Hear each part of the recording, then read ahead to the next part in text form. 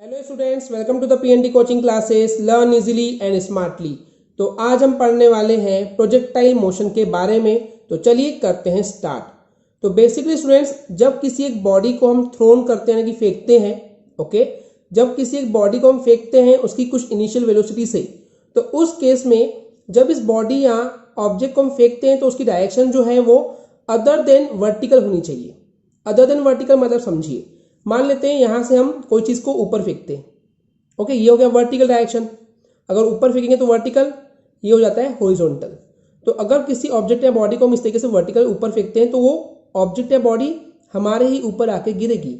तो हमको ऐसे नहीं फेंकना है, हमको फेंकना है अदर देन वर्टिकल, यानी कि वर्टिकल नहीं फेंकना है, इसके अलावा कोई भी दूसरी डायरेक्शन में हमको इस तरीके से फेंकना है। ओके, क्लियर है इतना? तो जब एक बॉडी को हम उसकी कुछ इनिशियल वेलोसिटी से, स्टार्टिंग वेलोसिटी से किसी वर्टिकल डायरेक्शन के अदर फेंकते हैं, थ्रो करते हैं, तो उस कंडीशन में वो बॉडी या ऑब्जेक्ट जो ट्रेवल करता है जिस कर्व्ड पाथ में, यानी कि जब ये ऑब्जेक्ट या बॉडी फेंकेंगे, अब देखिए इस चीज को समझिए। मान लेते हैं हम यहाँ पे खड़े हैं, ये अर्थ की ग्राउंड है, हम यहाँ पे खड़े हैं, यहाँ से जब हम कोई चीज फेंक रहे हैं, ऊपर नहीं फेंक रहे हैं, वर्टिकल सीधा नहीं फेंक रहे हैं, तो ऑब्वियसली बात है जब इधर फेंकेंगे तो ये एक कर्व शेप बनेगा। पत्थर जब हम फेंकते हैं तो इस तरीके से तो जाता है ना, लेकिन कुछ दूर बाद ये इस तरीके से वापस ग्राउंड पे आता है, राइट, ये आपको पता होगा। तो वही चीज बोला है कि जब ये बॉडी या ट्रेवल जिस कर्व पाथ को ये इस तरीके से कवर करती है या ट्रेवल करती है, तो यहाँ पे एक और चीज है कि जब ये बॉडी या ऑब्जेक्ट इस कर्व पाथ को ट्रेवल करती है तो ये कर्व पाथ क्यों हुआ? क्योंकि जब हम इस पत्थर को फेंकते हैं तो ये पत्थर एक्चुअली सीधा सीधा जाना चाहिए था, राइट, पर पत्थर ऊपर नहीं जाता है, ये कर्व शेप में कन्वर्ट हो जाता है। क्यों? क्योंकि वर्टिकल प्लेन में ओके, वर्टिकल प्लेन में यहाँ पे एक एक्सेलरेशन ड्यू टू ग्रेविटी। अब आपको पता होगा स्टूडेंट्स कि ये हमारा अर्थ है, तो अर्थ जो है वो किसी भी चीज को अपनी तरफ खींचती है ग्रेविटी की वजह से, राइट, ये हमने पिछले चैप्टर में ऑलरेडी पढ़ चुके हैं। ओके स्टूडेंट्स, इसलिए हम कोई भी चीज को जब ऊपर फेंकते हैं तो नीचे इसलिए गिरती है क्योंकि ग्रेविटी उसको अपनी तरफ खींचती है।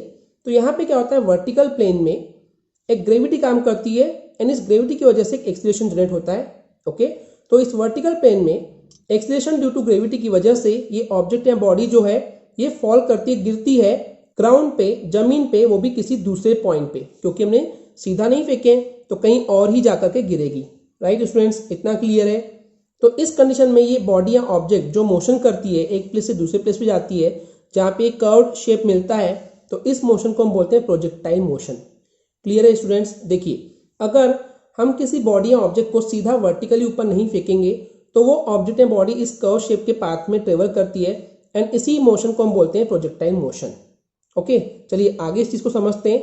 अब यहाँ पे स्टूडेंट्स, जिस बॉडी या ऑब्जेक्ट को हमने फेंके हैं, ओके, जिस बॉडी या ऑब्जेक्ट को हमने फेंके हैं उस बॉडी या ऑब्जेक्ट को हम क्या बोलते हैं? प्रोजेक्टाइल बोलते हैं। ओके, क्योंकि उसी ऑब्जेक्ट या बॉडी के जरिए ये मोशन हो रहा है ना, तो वो जो ऑब्जेक्ट या बॉडी है वो हो जाएगा प्रोजेक्टाइल, और जो ये मोशन हुआ उसको हम बोलते हैं प्रोजेक्टाइल मोशन। और यहाँ पे स्टूडेंट्स, ये जो पाथ बन रहा है, जो कर्व शेप में हमको पाथ मिल रहा है, उसको हम बोलते हैं ट्रेजेक्ट्री। एंड ये शेप कौन सा है? ये शेप है पैराबोलिक शेप। ओके स्टूडेंट्स, ये कुछ बेसिक चीजें थी जो आपको पता होनी चाहिए थी। चलिए अब इसको एक एग्जांपल से समझते हैं कि जब हम किसी एक गन से एक बुलेट को फायर करते हैं, ओके, एक गन से हमने बुलेट फायर किए, तो उस केस में उस बुलेट का जो मोशन होता है उसको हम बोलते हैं प्रोजेक्टाइल मोशन। इसी तरीके से जब हम किसी फुटबॉल को किक करते हैं हवा में तो वो भी प्रोजेक्टाइल मोशन होता है। किसी बॉम्ब को ड्रॉप करते हैं, ओके, एरोप्लेन से, तो वो भी बेसिकली प्रोजेक्टाइल मोशन ही शो करता है। ये कुछ एग्जांपल्स थे।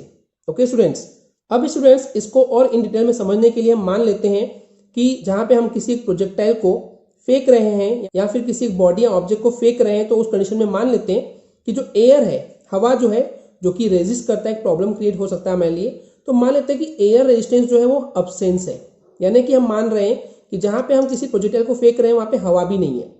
ओके, क्योंकि हवा भी कहीं ना कहीं थोड़ा सा इंपैक्ट डाल सकती है, इसलिए हम एक्सपेरिमेंट में एयर को अब्सेंट मानते हैं। तो उस केस में उस ऑब्जेक्ट या बॉडी या फिर प्रोजेक्टाइल का जो कॉम्बिनेशन है वो इन दो इंडिपेंडेंट मोशन पे डिपेंड करता है। देखिए स्टूडेंट्स, किसी भी ऑब्जेक्ट या बॉडी को जब आप फेंकते हो तो ये दो कॉम्बिनेशंस पे डिपेंड करता है। अब ये दो कॉम्बिनेशन क्या है, चलिए वन बाय वन देखते हैं। सबसे पहली बात है कि यहाँ पे जो ऑब्जेक्ट या बॉडी जो कि मोशन कर रही है, यहाँ पे दो पाथ होते हैं या दो प्लेन होते हैं स्टूडेंट्स। जैसे आप यहाँ देख सकते हैं, ये हॉरिजॉन्टल प्लेन है और ये एक वर्टिकल प्लेन है। ओके, अभी हमने आपको बताया भी थे। तो यहाँ पे क्या होता है स्टूडेंट्स की जो ऑब्जेक्ट या बॉडी का जो मोशन है इस हॉरिजॉन्टल पाथ के अकॉर्डिंग वो होता है यूनिफॉर्म वेलोसिटी। यानी कि स्टूडेंट्स जिस ऑब्जेक्ट या बॉडी को आपने फेंकी हो तो आपने तो हॉरिजॉन्टली फेंकी हो, ओके, तो हॉरिजॉन्टली फेंके मतलब कि जिस यूनिफॉर्म वेलोसिटी यानी कि एक जैसे कांस्टेंट वेलोसिटी से आपने फेंके हैं वो उसी स्पीड से चलनी चाहिए थी। ओके, देखिए इस चीज को समझिए, जब हम किसी ऑब्जेक्ट या बॉडी को फेंकते हैं तो हम जनरली हॉरिजॉन्टली फेंकते हैं। ओके, तो ये पहला फैक्टर हो गया हॉरिजॉन्टल। ओके स्टूडेंट्स, तो हॉरिजॉन्टल पाथ में जो वर्क करती है वो होती है यूनिफॉर्म वेलोसिटी, जिस वेलोसिटी से आपने उस प्रोजेक्टाइल या बॉडी या ऑब्जेक्ट को फेंके हैं। दूसरा क्या होता है, एक वर्टिकल पाथ होता है। इस वर्टिकल पाथ में क्या काम करता है, इस वर्टिकल पाथ में काम करता है acceleration due to gravity. Okay, क्यों, क्योंकि वर्टिकली किसी भी चीज को अर्थ जो है अपनी तरफ अट्रैक्ट करता है वो तभी करता है जब वो चीज ऊपर जाती है। ओके, ऊपर जाएगी तो वो नीचे गिरेगी, क्यों गिरेगी, क्योंकि एक्सेलरेशन ड्यू टू ग्रेविटी काम कर रही है। समझ रहे हैं इस चीज को। तो वही है कि जो दूसरा कॉम्बिनेशन है वो ये है कि उस ऑब्जेक्ट या बॉडी का जो मोशन है वो एक वर्टिकल पाथ में भी काम करता है जहां पे ग्रेविटी काम करती है एंड ये ग्रेविटी जो है वो एक जैसे एक्सेलरेशन के इक्वल होती है। ओके, समझ रहे हैं इस चीज को। तो इस ग्रेविटी की वजह से ही वो बॉडी जो है वो यूनिफॉर्म एक्सेलरेशन करते हैं एंड इसी वजह से हमने आपको पिछली वीडियो में यूनिफॉर्म एक्सेलरेशन का कंसेप्ट ऑलरेडी पढ़ा चुके हैं। यानी कि स्टूडेंट्स अगर मैं इन समरी बताऊं कि जब कोई ऑब्जेक्ट या बॉडी प्रोजेक्टाइल मोशन करता है तो वहां पे आपको एक हॉरिजॉन्टल पाथ के अकॉर्डिंग यूनिफॉर्म वेलोसिटी देखने को मिलती है एंड वर्टिकल पाथ के अंदर में आपको ग्रेविटी काम करते हुए दिखती है, जो कि ये ग्रेविटी होती है वो रिस्पॉन्सिबल होती है उसकी यूनिफॉर्म एक्सेलरेशन के लिए। ओके स्टूडेंट्स, इतना क्लियर है। तो जैसे कि स्टूडेंट्स ये दोनों मोशन देखे हमने, हॉरिजॉन्टल मोशन होता है हॉरिजॉन्टल पाथ पे एंड वर्टिकल मोशन होता है वर्टिकल पाथ पे। ये तो दोनों जो मोशन है वो इंडिपेंडेंट होते हैं, एक दूसरे पे डिपेंड नहीं करते हैं कि हॉरिजॉन्टल जो है वो वर्टिकल पे डिपेंड करे या वर्टिकल हॉरिजॉन्टल पे डिपेंड करे, ऐसा नहीं है। दोनों ही पाथ, दोनों ही मोशन जो है वो इंडिपेंडेंट होते हैं, किसी पे भी एक दूसरे पे डिपेंड बिल्कुल भी नहीं करते हैं। इस वजह से इसका और एक नाम दिया गया है वो है principle of physical independence of motion. यानी कि क्योंकि दोनों मोशन एक दूसरे पे डिपेंड नहीं करते इसलिए इसको बोला गया है फिजिकल इंडिपेंडेंस ऑफ मोशन का प्रिंसिपल। ओके स्टूडेंट्स, ये टर्म्स है जो आपको पता होनी चाहिए थी। अब स्टूडेंट्स जब कोई ऑब्जेक्ट या बॉडी हमने फेंक दी है, जब वो फ्लाइट कर रही है यानी कि हवा में है, तो उस केस में जो हॉरिजॉन्टल कंपोनेंट है या जो हॉरिजॉन्टल मोशन है वो अनचेंज्ड होता है उस पूरे समय के दौरान जब वो हवा में है। यानी कि हॉरिजॉन्टल कंपोनेंट जो है वो अनचेंज रहता है, उसमें कोई भी चेंजेस देखने को नहीं मिलते हैं। लेकिन वहीं पे अगर हम उस समय वर्टिकल कंपोनेंट की बात करते हैं तो वो लगातार अफेक्ट होता है। अब ये अफेक्ट किससे होता है, वो होता है ग्रेविटी से, क्योंकि ग्रेविटी उस ऑब्जेक्ट या बॉडी को अपनी तरफ लगातार खींचती है एक फोर्स से, जिसको हम बोलते हैं force of gravity. Okay students, इतना क्लियर है। तो बेसिकली स्टूडेंट्स क्योंकि यहाँ पे जब वो ऑब्जेक्ट या बॉडी फ्लाइट कर रही है यानी कि हवा में है, तो उस केस में जो हॉरिजॉन्टल मोशन है वो यूनिफॉर्म मोशन है, एक जैसे मोशन है, क्योंकि वो चेंज नहीं हो रहा है। लेकिन जो वर्टिकल मोशन है, क्योंकि वहां पे ग्रेविटी काम कर रही है, इस वजह से वहां पे हमको एक्सेलरेशन देखने को मिलता है, इसलिए हम इसको बोलते हैं uniform accelerated motion. Okay students, इतना क्लियर है।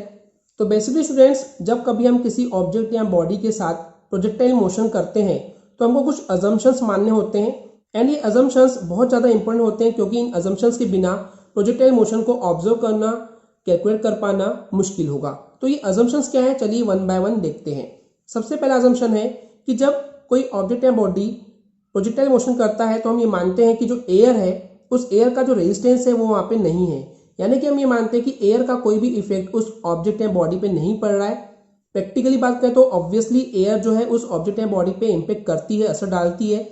लेकिन अगर हम उस एयर के अकॉर्डिंग भी अगर कैलकुलेशन पे जाएंगे तो हमको कैलकुलेशन में प्रॉब्लम जाती है। इस वजह से हम उस एयर का रेजिस्टेंस को एब्सेंट मानते हैं, यानी कि हम मानते हैं कि वहां पे किसी भी प्रकार का एयर का रेजिस्टेंस बिल्कुल भी नहीं है। सेकेंड अजम्पशन होता है, आपको पता होगा स्टूडेंट्स की अर्थ जो है वो रोटेट करती है, राइट, अपनी एक्सिस पे रोटेट करती है। तो यहाँ पे इस प्रोजेक्टाइल मोशन को कैलकुलेट करने के लिए हम इस अर्थ के रोटेशन को भी नेग्लिजिबल मानते हैं एंड नेग्लिजिबल मानने का मतलब होता है कि इस अर्थ के रोटेशन का कोई भी इफेक्ट इस प्रोजेक्टाइल मोशन पे नहीं पड़ने वाला है। ये भी हम अजम्पशन करके चलते हैं। थर्ड अजम्पशन है, आपको पता होगा स्टूडेंट्स की अर्थ जो है वो गोल है, ओके, तो वहां पे कर्वेचर भी है। तो अर्थ के कर्वेचर को भी हम नेग्लिजिबल मानते हैं, यानी कि हम इस केस में प्रोजेक्टाइल मोशन में ही मानते हैं कि अर्थ जो है वो फ्लैट है। यानी कि हम अर्थ के कर्वेचर के कंसेप्ट को भी एंड उसके इफेक्ट को भी यहाँ पे नेग्लिजिबल ही मानते हैं।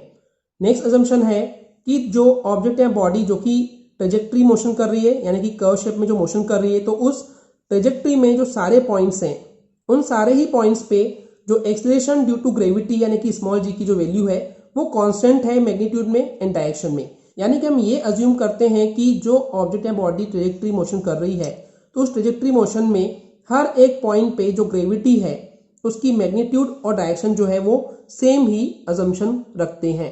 ओके स्टूडेंट्स, ये थे कुछ अजम्पशंस। अब स्टूडेंट्स आगे आने वाले वीडियो में इस प्रोजेक्टाइल मोशन की और डिटेल स्टडी करने के लिए हमारे पास दो कॉन्सेप्ट होते हैं। पहला होता है कि जब वो बॉडी या ऑब्जेक्ट किसी एक हाइट से हॉरिजॉन्टली फेंकते हैं, यानी कि हम किसी बिल्डिंग पे खड़े हैं एंड उस बिल्डिंग से हम उस ऑब्जेक्ट या बॉडी को फेंकते हैं, पहला केस। दूसरा केस होगा कि उस ऑब्जेक्ट या बॉडी को हम ग्राउंड जमीन से फेंक रहे हैं, तो इस तरीके से कुछ पाथ होगा। देखिए बिल्डिंग पे खड़े थे तो ये फेंकेंगे तो इस तरीके से गिरेगा, एंड नीचे से फेंक रहे हैं तो ये पत्थर ऐसे ही फेंकते हैं, या प्रोजेक्टाइल या बॉडी या ऑब्जेक्ट जो भी फेंक रहे हैं उस तरीके से फेंकते हैं। तो ये दो केस हैं जो हम आगे आने वाले वीडियोज में पढ़ने वाले हैं प्रोजेक्टाइल मोशन के लिए। आई होप स्टूडेंट्स आपको ये बेसिक कंसेप्ट प्रोजेक्टाइल मोशन का क्लियर हो गया होगा। अगर आपको हमारी वीडियो से कुछ भी सीखने मिला या नॉलेज मिला तो प्लीज़ हमारे चैनल को सब्सक्राइब कीजिए एंड वीडियो को लाइक ज़रूर करें। आज के लिए इतना ही, थैंक यू।